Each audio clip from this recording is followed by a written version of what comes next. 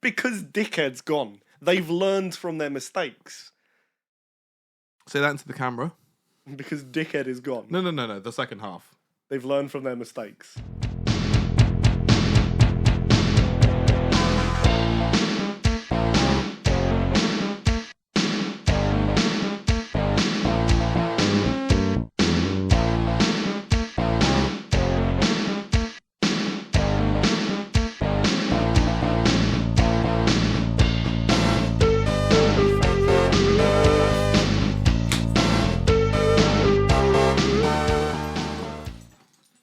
Major component of last season as well. I was just constantly They jingling were. keys. It's like, you know, you have like that little segue thing. That's our little segment thing. Let me get my drinks out. All right, let's just get going. We're I back. I do want ladies to and say, gentlemen. as we go, before we officially start, as we go through this, I do want to, as we start having segments, having like little interludes for them. I have the Gary Rose experience already planned out in my head, and it's cursed as fuck. Oh God, I'm so scared. Don't be. He's not as bad as the real thing. No, Gary's great. I can't wait. Right, let's say we're back. We're back. The Smarks. Officially, somehow, we've done it. We're back for season 2. And as we promised, we upped the fucking production. We Yeah. did it, people. You can see us. It's gonna look good, hopefully. I mean, from what I can see, it looks great. Do you want to tell everyone how this happened, or do you want to keep that in the dark? No, don't worry about that. Don't worry about that for now. No, it's a secret. It's a secret. It's a trade secret for now. All good things, we swear. Oh my gosh. Yeah, this is this whole venture has been great. Like season 1 was I call it the pilot season because it was just us figuring out exactly what the fuck we were doing, what this even was. Absolutely chaotic gold. But gold is the standard. Editing, I think I'll be very honest. When I edited season 1, like the episode 1 and 2, and I was a bit like, okay, there's a lot here. We chat a lot of shit. We had subject matters, genuinely. I think we genuinely probably went into most episodes with maybe like 1 or 2 subjects we planned to talk about. And then somehow ended up walking away with like 2.5 hours of recording every single time. Some of it was coherent. All of it was fucking great. Mostly slanderous. Slanderous, I mean, we say some of it was slanderous. It was Most of only it. slanderous towards one man in particular. My favourite YouTuber. 6 feet deep. people. See, it was meant to be, because ever since then, he started his 6 feet deep YouTube channel, and he ends his videos with the classic little mark out. Not literally, but he may as well. And I've missed this. I've missed this already. Like literally, what was it, a week ago? The Riyadh stuff. He's lifted a trophy more recently than Spurs. As people might have joked, we've only got like 30 pounds, but anyone who does follow us on Instagram saw us. We pounced on that immediately. Like as soon as I saw it, I was like, "This is what we've been talking about." The man's hilarious. He's hilarious. He's so unaware. Maybe he is. I don't know. He could be a genius. This could be some Kanye level shit where he knows. He knows what he's doing. He knows. He's playing us like a fiddle. He just does the thing. He just starts talking about the Jews next. Oh God. Rest. Oh no. Our first cut. No cuts. We take it with pride. But And we're gonna do it for the whole season. I know. To certain levels, we can't always rag on Mark. We will, but I know you've got your eyes set on someone, and we'll come to him soon. no, this is more personal. This is way more personal. But And we'll so get to undeserved. that. Whatever. So how was your life changed since the groundbreaking success of season 1? I can edit a podcast now. Nice. Shout out me. All those edits, whatever you think of them. It took me long enough to get them together. We finished recording in August last summer. Somehow, yeah. Before I got myself fired from Pirate. And then We don't need to talk about it if you're not ready. It's okay. no, it was because we pretty much had already decided that was going to be our last episode, the Bray episode. Which, my gosh, just gonna say it now. Like, as most people would be aware, we had recorded that before his passing. We did. listening back to it whilst editing it, I was like, first of all, I was making sure that we were respectful because I had to. Yes, if we weren't respectful, we wouldn't have uploaded that. We swear, we have our limits. But it was super saddening actually because obviously we talk so much about like, when he comes back. Especially for me, because the whole massive point of it was like, it was you educating me on his backstory and the fact that we hadn't seen him since the Rumble, and I was like, and I think there's a major part where we both say like, oh, I'm gonna pop. I'll probably pop when he comes back. And I'm gonna pop so hard, and listen to it back. I was like, oh man, this is heartbreaking. It is heartbreaking, and because there was no idea anything was going on, and we know the details of it now. We know that there was actually quite a tragic side to it. So this whole thing with him having complications from COVID, affecting his heart problem, and something as simple as taking a nap without his like a heart monitor or heart monitor resuscitator type thing. Yeah, but I was planning on the first episode of season 2 being a part 2 of it.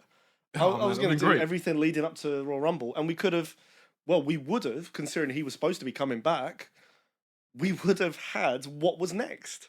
Which seems to be Bo Dallas in NXT at the minute. Yeah, we would have had maybe a redemption arc. We don't know. We're not sure. Maybe. No more. But this is with or without Bray. No more Mountain Dew. Glow in the dark match. Learned. That's such a... Like, I say this because I know a lot of other retrospectives and other, WWE or wrestling sort of podcasters and YouTubers have sort of covered it as well. It's like, listen, we love Bray, but his last match is something that no one can pretend was something we enjoyed. It's not unique to him. It's an unfortunate truth. It happened to Kurt Angle. He lost to Baron Corbin. And actually, in our episode, we say it, his hand he was handled badly. His booking was just awful.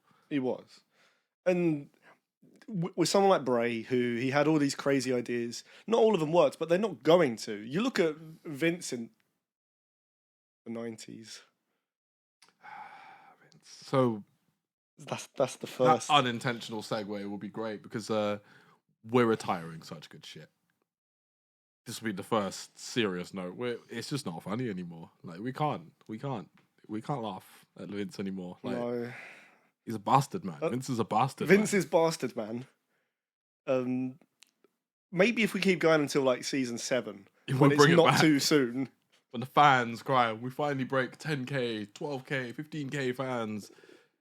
And everyone's demanding, maybe we'll pull some shit out. I'll let you pull some shit out the woodwork, but now we're moving on and we'll introduce the replacement for such good shit. But it's over. That one's done. It was fun while it lasted.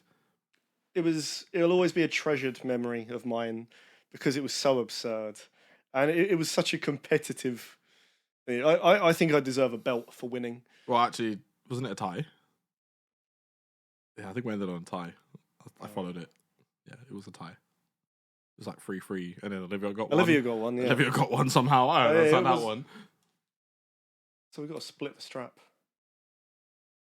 Olivia doesn't get shit, though. She'll be back. She'll definitely be back. She wants to be our producer because she listened to season 1 and was like, these motherfuckers have no direction.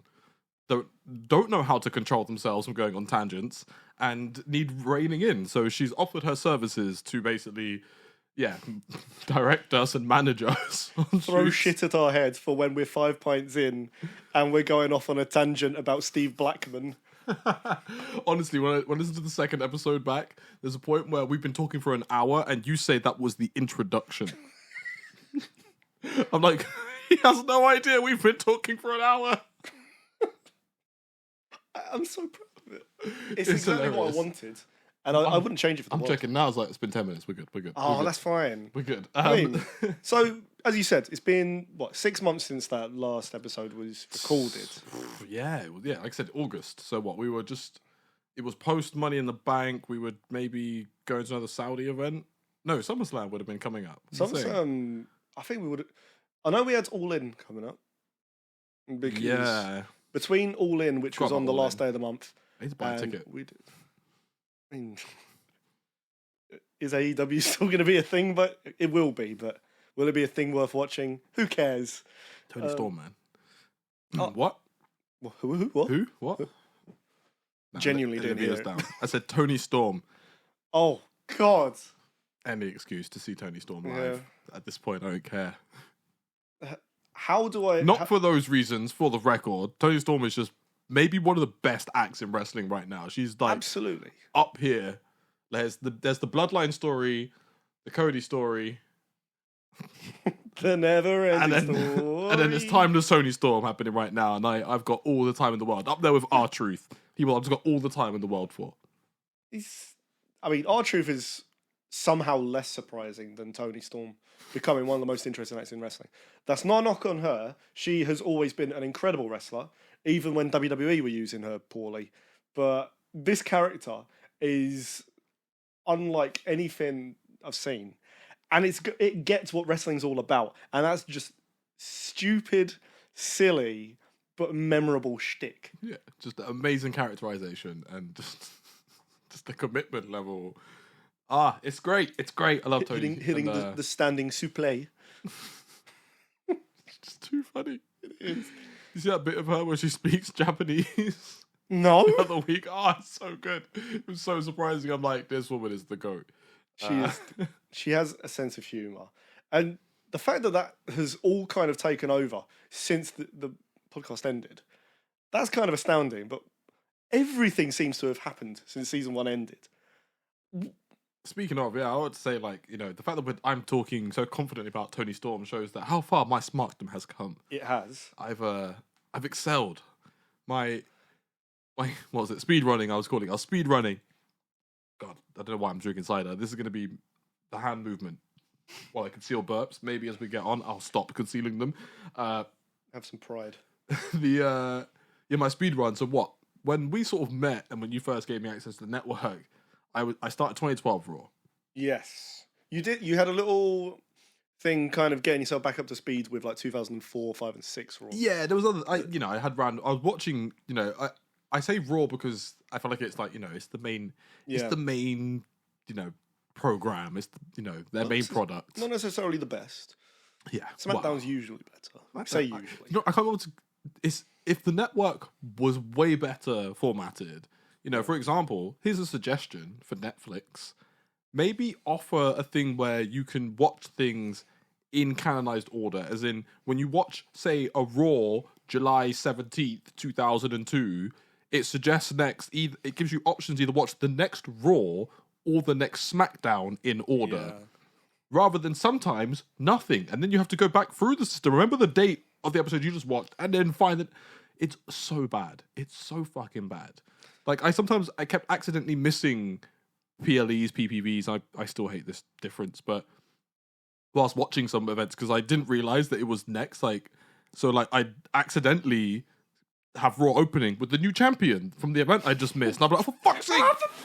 I forgot to stop and watch this event. I'm like, it's like just annoying little spoilers like that. I'm like, for God's sake. And that's because the network is built terribly. Yes. But yeah, back to my original point, which is, I've went from 2012 to, I've recently just decided to stop just before WrestleMania 31? Was it 2015?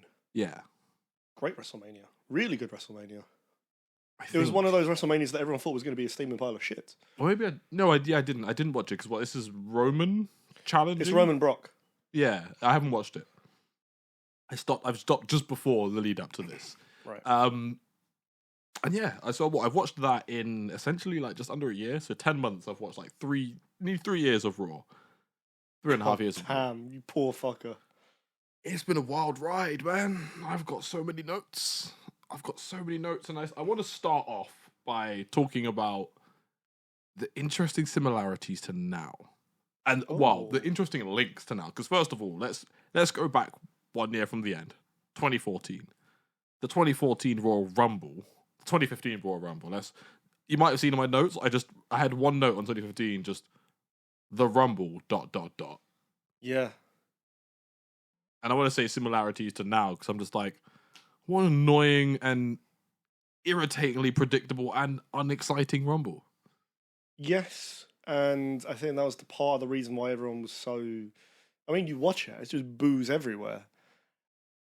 And you'd kind of expect, if you were doing any other kind of show, you'd expect an ad-lib, and you'd be like, fuck it, we'll do something else. Kind of like, I know we're going to come on to it, kind of like what they've done now. which we are probably going to have a nice civil discussion about. Yeah. But at the time, it was interesting just because the year before, it was Roman everyone was rooting for in that 2014 Royal Rumble instead of Bautista. And it kind of felt like they went the year ahead and they were like, well, course correct, we'll give them what they wanted. But the problem was, everyone had already realised, oh, that's who Vince wants. I'm going to boo the shit out of you, mate. And they just didn't do it. They did everything they could to try and get everyone on side. They ruined the ending to the Rumble by just making it 10 minutes of, it was Big Show and Kane. Corporate Kane, your favourite. Don't remind me of the end of that Rumble. Foreshadowing for Knox County's future. I feel like if anything, you could just take that last 10 minutes of that Rumble and just call it a botch. They botched the whole thing. Yeah. Like, man, the Rusev bit. That's the worst bit. I don't even. So I don't want to talk about that. Let's talk about the things that are relevant to now. Being that was at the time real back. I was talking about 2014 because 2014 the Bautista. Do you know what's crazy? I didn't even hate it. I didn't. I genuinely didn't. I feel like I don't know if it was planned or if they pivoted at the end or afterwards with the whole Daniel Bryan angle. Saying, they pivoted, mate. That's what I was going to say. I think a part of the reason that you kind of look on it, is it confirmed that they actually pivoted? Watching at the time, you knew they pivoted. I don't have proof. And is that not when you're watching the similarity to now? Yeah, because dickhead's gone. They've learned from their mistakes. Say that into the camera. Because dickhead is gone. No. The second half. They've learned from their mistakes. I'm gonna clip this so fucking hard. Oh no! I'm gonna have Smarked and revoked. Oh, so bad! You've lost. You're gonna lose your license. Mark's here. Fuck. I'm gonna put that here. Yeah, the similarity being the pivot, being that obviously 2014 was the final appearance of one Philip. Well, I don't actually know his last name. I went into that being like, Phil, whatever his name is, Punk. Phil, I work with fucking children, Punk. PP Punk. We don't need to talk about Punk. I educated myself on CM Punk since season 1. Cool. That's all I have to say. Like, I do appreciate Punk. He's fun. He's great. What happened with him and the handling of, again, the title and the once in a lifetime doesn't need to be talked about. It's been talked about to death. I will say this, because you know it's coming. The once in a lifetime thing, I think the mistake and learning from mistakes is exactly what we're not doing this year by literally having the same winner of the Rumble and the same WrestleMania main event. But 2 years in a row, Steve. But that's such a simplification of what's happening. It's not. No, it's not. It is such a simplification of what's happening. And it's because they're learning from their mistakes. No, because you could have done it if you knew, even if it's a pivot. I'm sorry, but I'm just saying it. Cody shouldn't have won the Rumble, man. He shouldn't have won the Rumble. We should have found another way. And let's be honest, post, that Raw after WrestleMania with the whole Brock thing and the whole, taking a massive detour away from Cody and Roman, and then the fact that they were separated by the brands would have actually played into it being an interesting story. It was like, how was he going to work his way back? Winning the Rumble again, I thought, was a cheap way. It was like, he's just going to win the Rumble again. Yeah. It's like, really? That's it? He's just going to win the Rumble again. And then this time, he's going to win. But I would say that you don't know if he's going to win. I think they've marred it so well that I'm not 100% sure he's going to win. I think Seth's going to fuck him. I think they're damned either way. And this is exactly why I said they fumbled this Mania in that message to you. And you said you disagree. And I was like, they fumbled this Mania, man. Because I think afterwards we're going to all have had a great time. But I think in retrospect, we're going to look at this and be like, why did they do it this way? Why... I think everybody in the back of their minds has got a way better way, a way better route to Cody getting the championship. Whether you think he should have got it last year or should get it this year, I just feel like the handling with it has been poor. Like it's currently, for me, I always have an issue. Something's too predictable. And Yeah, it was too predictable to just give him the Rumble and then just have him pick and then have him just win through shenanigans or not. Like, if they best be spending all the time in the world, like, scripting the shenanigans down to a T so it's actually something worthwhile. Because we know there's going to be shenanigans. Yeah, I'd be disappointed if it wasn't. Match. I'd be disappointed if there wasn't shenanigans. But it better be the best storytelling and almost like the greatest wrap up to all this bullshit, because they seem to be so obsessed with making the Bloodline story and Cody's story intertwine, which was my issue. It was always my issue. It's like they'd been so separate this whole time. Roman's story and Cody's story had been so separate, and it was literally only really being merged together by the fact that Cody won the Rumble and wants this title. I mean, I will agree with you on that front. I think what they've done for the last year is completely counterintuitive. And I will argue that what they did for the rematch at Mania 29 was better than this. Because the story that they did for Mania 29 was good. The execution was terrible. Because Cena had a great year. But they pitched it as Cena's just come back off the worst year of his career. And he's going to go for the Rock. After main eventing WrestleMania and facing one of the greatest names in the industry, John Laurinaitis. He's having a bad time. He's killed Damien Sandow's career. But other than that, he's had an awful time. They should have done something like that with Cody. Oh, Sandow. Drink to Sandow. Because I sort of forgot the whole... You actually... Episode 1 explained him a little bit. It was The Miz, wasn't it? And I sort of like didn't really connect the dots. And when I started seeing him and then saw the unfortunate winning of the Money in the Bank... He was so over. Poor guy. But then he saved it. The Miz angle really... I was like... I was expecting it. I was like, oh, I know what's coming now. And I thought, this is going to be cheesy. It was excellent, man. It was fucking excellent. I was like, yeah. I'm going to steal a phrase. I don't want to do this. Maybe I need to stop referencing other YouTubers and people I watch, but it's Simon Miller, and it's his annoying phrase, goofy wrestling for the win. I'm there for it. I've come around to it. Yeah. Damien Sandow deserved more. Man. That's what I'm going to say. He deserved more. Back to Cody, because obviously there's a good link there. Have to go back to Cody. I'm just going to say this much, and it's somewhat of a hot take. And it's just back to the whole story thing and the bloodline thing being intertwined. It's a similar criticism that people have made about the whole promo when Roman basically completely diminished Seth and the World Heavyweight Championship by basically being a bit too on the nose, pointing out that it is the secondary title because it only came into existence because no one could beat him. So it is the second title, let's be honest. And for me, where was I going with this? Oh no, the cider's getting to my brain. For me, that was it.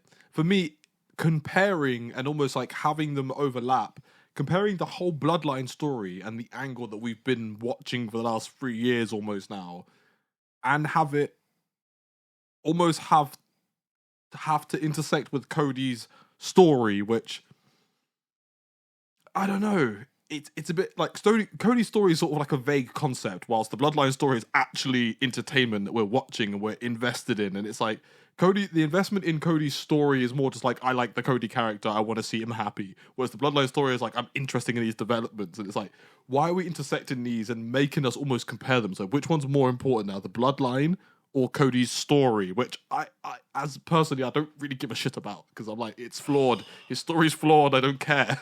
Is it though? Let's start at the beginning, because this is where I wanted to get to. What even is Cody's fucking story, shall we? Well, I mean, I think it's kind of perfect, because if we're going to look at what his story is, and we do it on the most basic terms, his dad was used so poorly by WWE, and it was the one big title he never won, was the WWE title. It was put in his hands in Madison Square Gardens. I'm not doing the Cody voice. Away. I don't want to offend people with lisps. All right, don't take it personally. And it makes sense because Cody's entire character is that Dusty's his dad. Well, no, because this is the thing. It wasn't for a little bit. And having watched having watched like the whole 2012, 2013, 2015, it's like, this is why the story thing feels like bullshit. It's like, it feels like Cody was struggling for gimmicks. And he's like, you know what? I'm going to go away. I'm going to dye my hair blonde, Slim Shady style. Don't say that. No. I've been waiting to drop that one. And I'm going to just cry about my dad the whole time until everyone takes me more seriously, because just sort of being his son wasn't enough. Being Goldust's brother wasn't enough. Being Mustache Cody wasn't quite enough. You know, he wasn't happy with being just the Intercontinental title or tag team titles. So he's like, I'm going to go away. I'm going to fucking hate on Triple H. I'm going to smash some fucking thrones. I'm going to come back and I'm going to demand that I become the top guy because I am the son of Dusty fucking Rhodes, who never got the WWE. It's like, fuck you, man. Yeah, it's a bit of a total whiplash. You just weren't that good, bro. Like, your brother never complained about never getting the WWE Championship, and he's way more goated than you are in terms of accomplishments in WWE. I'm just going to say it. Even right now, look at the accolades. They're almost quite similar. I did my research. Yeah, they are. And I'm like, whose story even is this? Because if this is a road story, I'm like, I think it should be a lineage type thing. And it should be like, well, Dustin's older, so if anyone deserves the fucking gold because Daddy didn't get it, it's Dustin. The original company man. Yes, I know he left, but Cody, you literally started the company he's currently working for, so we can't even call them out on that one. So I'm going to put it in terms of tenure, and I'm going to say Dustin deserves it more. So my twist, if we're going to pull people out of the woodwork like The Rock and do some legacy characters, I feel like Dustin, I know he's got contract obligations, I've checked. That's where I was going to go with this. I was going to say, do you think that, because a big part of it is, how Dusty was treated. He wore his polka dots, he looked like shit, he was silly. Would you not think that if he wasn't under contract with AEW, they would have gone, look at what you did to my brother? You made him into the artist formerly known as Goldust. He came out with a ball gag. He was the what was he called? It's some American term. Fucking I don't know. But sure. He had like the bright blonde hair. He was the guy. He was so cool and he was so Americana as well, like a proper grassroots kind of wrestler. And then he comes to WWF and he's Vince is like, I've got an angle for you. You're gonna be a gimp. You're gonna be androgynous. And Dustin's like, what does that even mean, sir? Don't worry about it. Yeah, you're gonna wear a wig. And I'm from the South. I don't know what that is. That's legitimately what he said. I've watched the interview with him where that's what Vince pitched to him. You're gonna be androgynous. And Dustin had no idea what that meant. Apparently neither did Vince. No, they didn't. They had no clue. They thought that meant somewhere between sexual deviant and maybe a drag queen. Like that's where they landed with androgynous. Truly, we have come a long way in terms of gender politics, honestly. Vince, but not in a good way. No. Not in a good way. Every time we mention him, we're going to have to say fuck Vince. Yeah, at this rate. Fuck Vince. Fuck Vince. So yeah, like for me, the Cody thing really comes down to I'm not buying it. I'm not buying that you deserve to have the WWE Championship because your dad didn't, because your brother didn't either, and I prefer him. I'm sorry. I'm not doing that to be controversial. I fucking love Goldust, man. I even dressed as him at last Halloween. I do remember fucking love Goldust, man. And there's anyone I think deserve that. It's almost like my same issue with how Kane never got good runs, man. Kane never got good runs with the gold. Some people put the work in and never got good runs with the gold. And Cody should have been one of those people. But for somehow, he got a fucking neck tattoo and everyone's like, yeah, fuck it. Let's make him a top star. He's got Pharaoh. Pharaoh's the dog's name. They win it for Pharaoh. I don't care about... Yes, you do! Pharaoh and fucking... What's his wife's name? Brandy. I don't care about Brandy! No one cares about Brandy. No one. Oh, man. It's annoying. Like I do have a way that kind of wraps up the Cody story quite nicely, though. I do think winning the belt is in there. But I think you need to find a way that makes Cody's story come full circle. Not just his dad's, not just the whole wrestling as more than one royal family thing with his dad. Which, it makes sense. What a stupid statement. Yeah, obviously, look at the Anoa'is. They literally just but that works! They turned around and were like, duh. And let's be honest, if we're going to look at the Anoa'is versus the Rhodes, and it's like, well, yeah, that's a fucking dynasty, bro. Like, yeah, but you want the underdogs Dusty, to win. Goldust, and Cody! Like, versus the goddamn Rock, the Usos, Roman, Rikishi. I'm not even going to keep going. It ends at Rikishi, man. Like, Yamanga.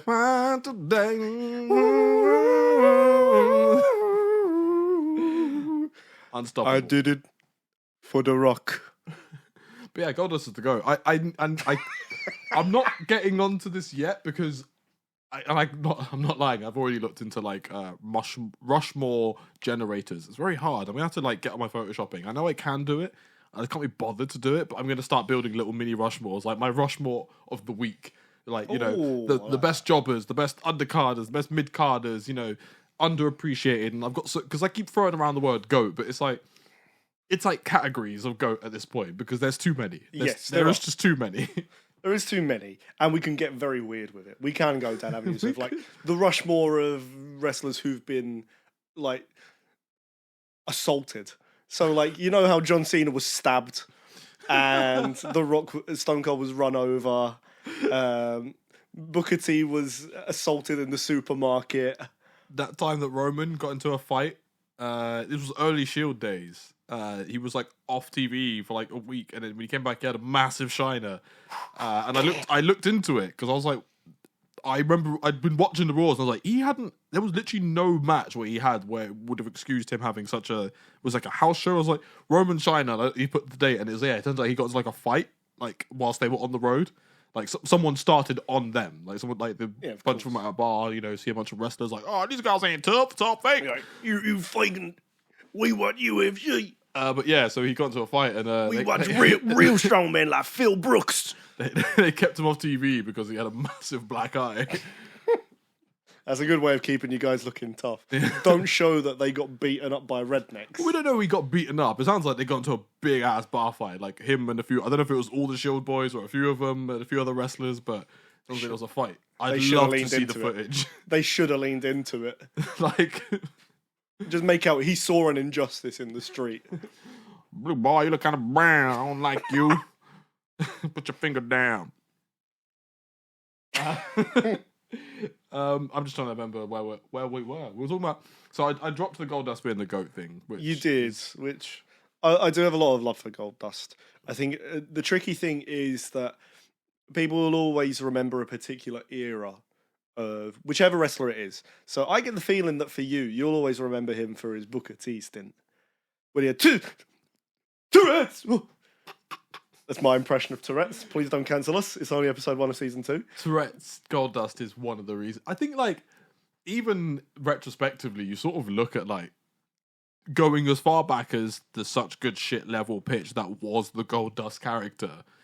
Yeah, I'm still going to name drop it and reference it. We're just not going to do it anymore. We made it good. Yeah, like, man, like, he did such good work. Like, if anyone...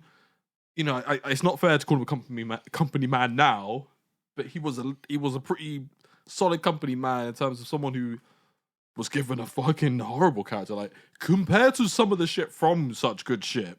Yeah. You know, Astronaut Holly. I don't know if you made that one up. Was that the one that was real? I think it was real. Yeah, like, come on, like that was nowhere near as potentially offensive as the actual Goldust character. Yeah. And Dustin fucking took this shit and, I hate to say it, literally made gold out of it. Like, it's fucking excellent. It's an awful pun, but it's true. It's so true. And I was like, man, if anyone, like, in terms of wrestling, and I'm talking about, like, coming from the dark side and professional, and let's say it, like, dealing with Vince and actually coming out of it and, like, making the most out of it. It's like, listen, this guy's fucking crazy. He's an asshole, but he's giving me a lot of money to humiliate myself, so I'm just going to fucking do it because I like this business. And he fucking, oh, man, killed it. Yeah, and then he went to WCW and they did a 1 week thing where he was a paedophile. They tried to make him normal. He was like, no, I'm going back to WWF. Save me. Was that Russo?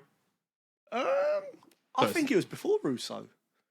I'm trying to think when Goldust left because as I was saying about like always remembering certain eras of the wrestler, I'll always remember him when he was with Terry, and like he did such weird shit. Like he had the ball gag. He was When he kept flashing people, flashing, and then like he had that match with it wasn't a match, it was a fight with Roddy Piper for some reason. It was him versus the Maniac. Why not? Why not? And then at the end, like Piper like just rips his clothes off, and it's like, who's supposed to be the weird one here? Why are you sexually assaulting watching wrestling? Yes. We're the fucking weird ones. Yeah. A guy's been stripped down to his skivvies, and we're just like, yes, entertain me. And that's the difference. He's done so much. Whereas you look, I suppose I am going to cave to your side a little bit here. If we go back and we look right back at the start of Cody's career, we'll say like 2007. Do you know what the fuck he was doing then between then and we'll say dashing Cody Rhodes? I'll say just randomly tagging with people on the undercard.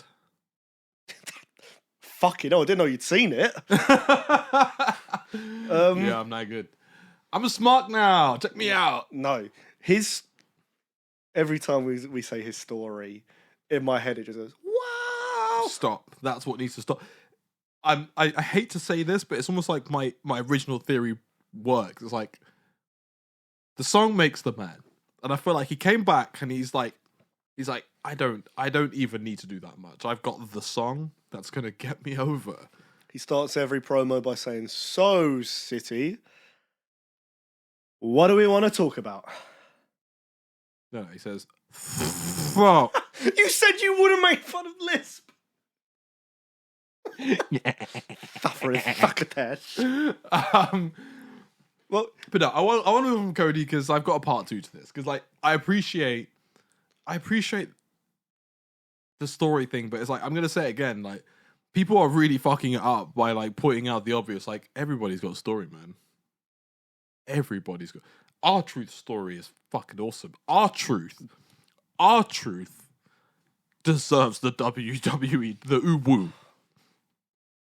Even for a day, even if it's like he somehow by some dumbass complication, like Roman comes out, lets anyone challenge. R-Truth comes out through shenanigans, beats him clean, pins him. Damien comes out, cashes in. We go from there. I wouldn't even care. Let him hold gold. Like the 24/7 championship was legitimized by that man. I mean, unfortunately true. All 40 of his title reigns. Yes. But you mentioned people who like had amazing careers but should have fallen short of it. R-Truth did have main event runs. He main evented Capital Punishment against John Cena for the title. Fair. He's had a good fucking run. He's been with the company for about 15, 16 years. Not including when he was K-Quick. That's a former TNA champion, isn't he? Yeah, Ron Killings. He's Killings. I listened to like a song he put out a few months ago. It's genuinely good. I, a connoisseur of rap music. No, it's funny because I actually was showing Olivia. I was like, "Do you know he's actually a rapper, by the way? It's not a joke." Did you show her the one where he's dressed up as the judge and he's got the silly I teeth? didn't watch a video. I just jumped on Spotify, I think. Oh. But no, going back to the 2012, 2015 era. I don't know what that was classed as. Was that PG? Was that still Ruthless PG, Aggression? PG, and then going into like the reality era. Yeah. Oh, yeah. The reality. Oh. Someone was actually just on a side note. Someone was trying to name the current era, and I want to throw out that I want to call it the meta era. Yeah, meta era is pretty good. We're pretty meta right now. Where like, we've had pivots and fans sort of swinging things now, but now the social media engagement and things are like not only actually working but being mentioned and I don't know, we're being worked through social media potentially. I don't know anymore, but it's getting pretty meta. They're getting good. They're getting very good. They are getting good, and it's because the person running the company isn't 600 years old and a sex offender. But he is showing his age and needs mistakes. to stop mirroring his fucking times. Yes. It's like, it was cool, but I don't... Okay, fair enough. Man was like, oh, you thought I had a reign of terror? I'll give you a reign of terror. Stares you in the eye and lifts the finger. But speaking of which, if all of a sudden we were to say it's not that meta anymore, you could literally just call it the Bloodline era. Yeah, the Roman era. I would hate The to call it the Roman Empire. era. It works. I'm still standing by the fact that if Cody doesn't win, the build to Mania 41 should just be everyone from the Bloodline leaving him and joining The Rock, and Roman turning into a mad king and burying everyone. I want him to lose his mind, and I want him to just be the most dominant wrestler ever. And no run-ins, no shenanigans, blood and guts, please.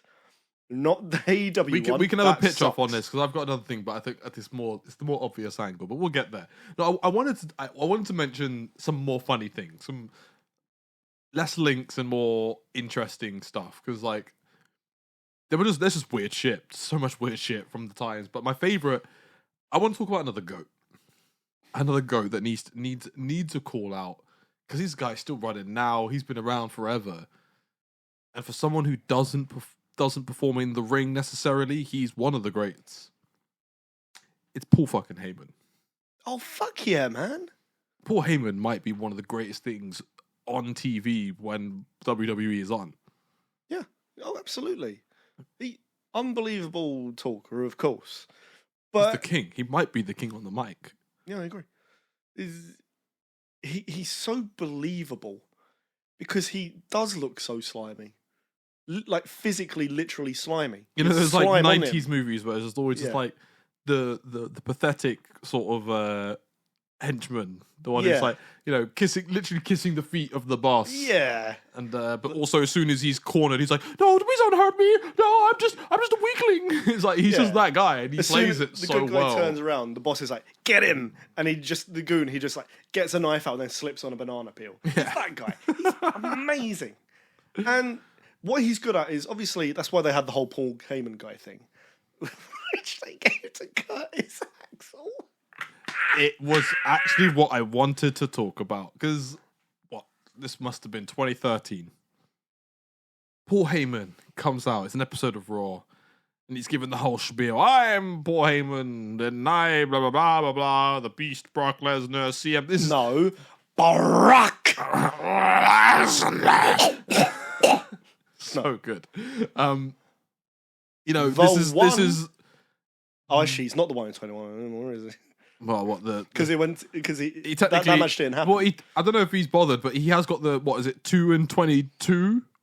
No, he was the one in 21-1, and then 21-1, they started but now removing him from the games, so he doesn't exist anymore.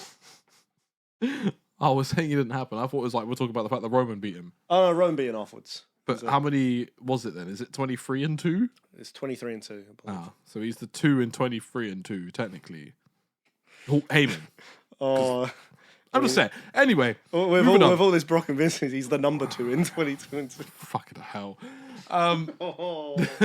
So yeah, he comes out. He's given the spiel. This is like what I don't know, during or maybe just after CM Punk's like 400 whatever day run as WWE champion, before getting pushed out the way so we can have Rock Cena too. Poor Phil. Story of his career. And he's giving it large. I'm Paul Heyman. I picked the best guys, and he's like, "Oh, I've got a new guy, and when I've got a guy, you better fucking recognize." And out comes. Well, no, you got to set the scene because you got to think about who he had before. Coming back, he was with Brock. He had Punk. He was with Cesaro a little bit, who's not on the same level, but a fantastic wrestler. This was after. That's what I mean.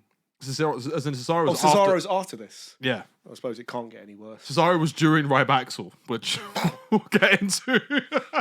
Rybaxel's the end of this story. You made me skip to the end already.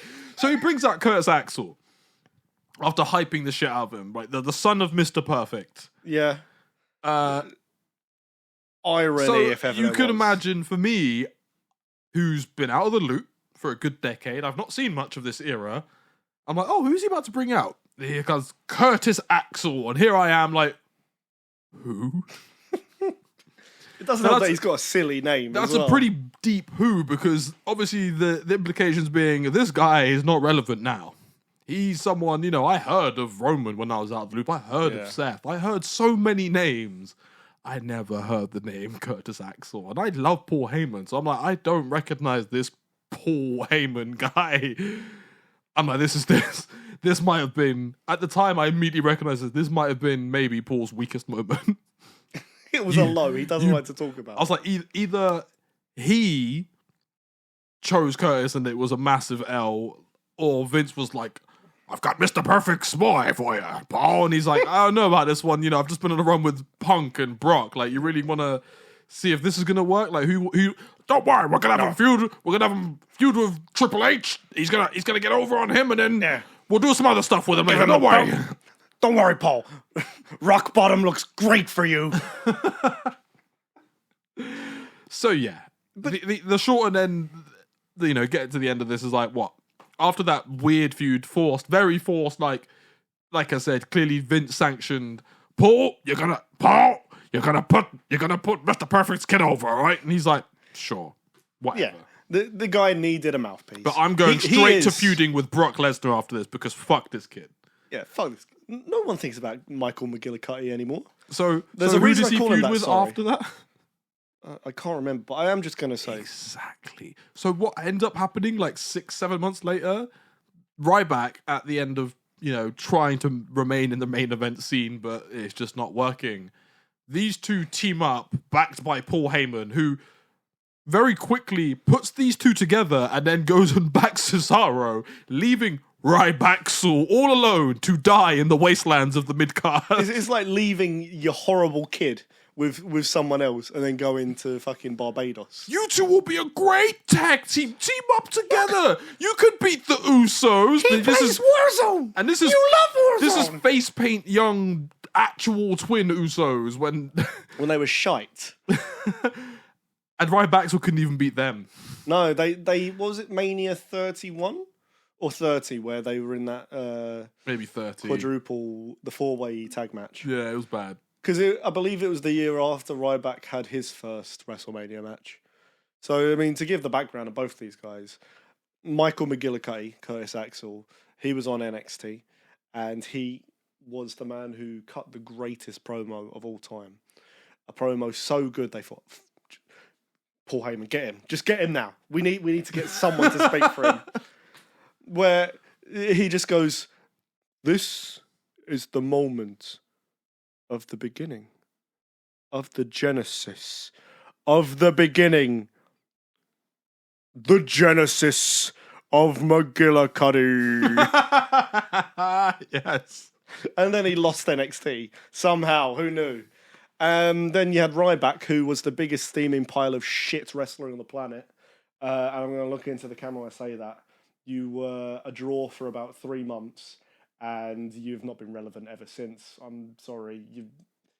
Every time you have appeared on any of my social medias, it has been time, thought capacity, breath, and seconds of my life wasted.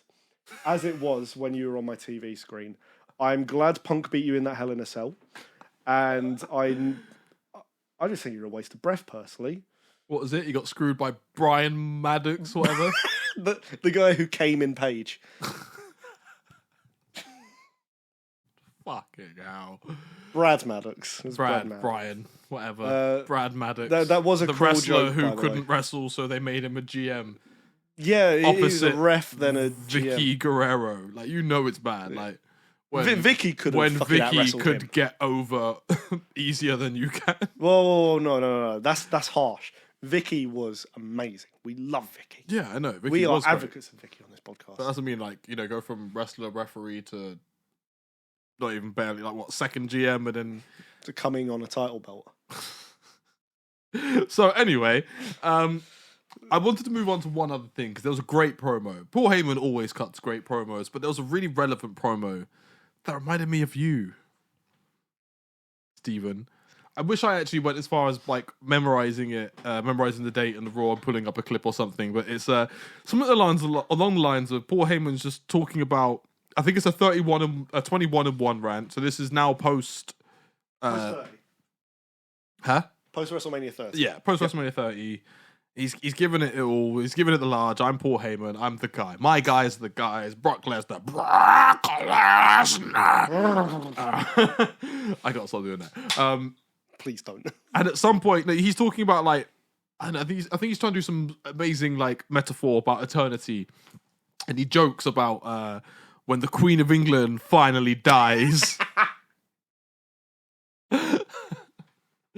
almost implying that she might be immortal, might never die, but being on this side of it, I think it might have been 2023 or early 20. Yeah, this must have been 23 when I was watching at the time, but I couldn't help but chuckle. I'm going to just leave it out there like that because this is more of an inside joke between me and Steven, but it's very funny. and my manager's in our old job. So on the schedule, I've got my surprise lined up. Oh no! Don't be afraid. This is a great surprise. This is a complete random segment. But I wanted to move on to something that's going to get us in less trouble with the community. And Ryback in particular. In my bag, I've got a selection of items. They're all a similar theme. I need to get into the bag and somewhat create an order to this, but